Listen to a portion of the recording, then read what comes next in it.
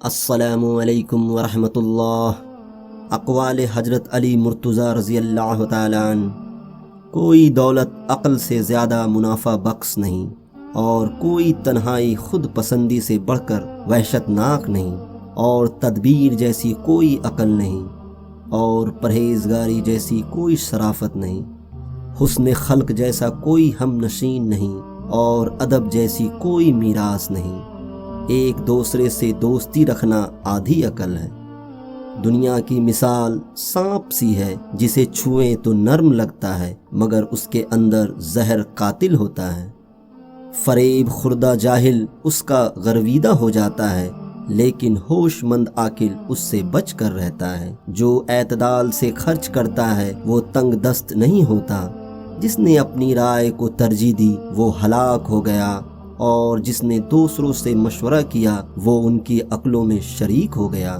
شریف آدمی کا بہترین عمل یہ ہے کہ لوگوں کے عیوب اسے معلوم ہو اور ان کی طرف دھیان نہ کرے۔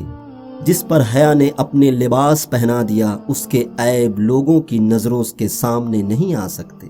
لالچی آدمی جلت کی زنجیروں میں جکڑا رہتا ہے، حسد نہ کرنے سے بدن تندرست رہتا ہے۔ سب سے اچھا عمل وہ ہے جسے بجا لانے کے لیے تم اپنے نفس کو مجبور کر دو۔ دانشوروں کا کلام جب درست ہوتا ہے تو دوا بن جاتا ہے، اور جب غلط ہوتا ہے تو درد بن جاتا ہے۔ وہ قلیل عمل جسے تم بلا ناغہ بجا لاتے ہو اس کثیر سے افضل ہے جس سے تم اکتا جاتے ہو۔ گناہوں تک ہاتھ نہ پہنچنا ایک طرح کی عصمت ہے۔ جو اپنے آبرو بچا کر رکھنا چاہے اسے چاہیے کہ بیجا جھگڑا مول لینے سے کنارہ کش رہے۔ ایمان یہ ہے کہ جہاں سچ مضر ہو اور جھوٹ مفید، وہاں تم سچ کو جھوٹ پر ترجیح دو۔ بوڑھے آدمی کی رائے نوجوانوں کے ارادوں سے بھی مضبوط بلکہ مضبوط تر ہوتی ہے۔ یقین رکھتے ہوئے سو رہنا اس نماز سے بہتر ہے جو شک کی حالت میں ادا کی جائے۔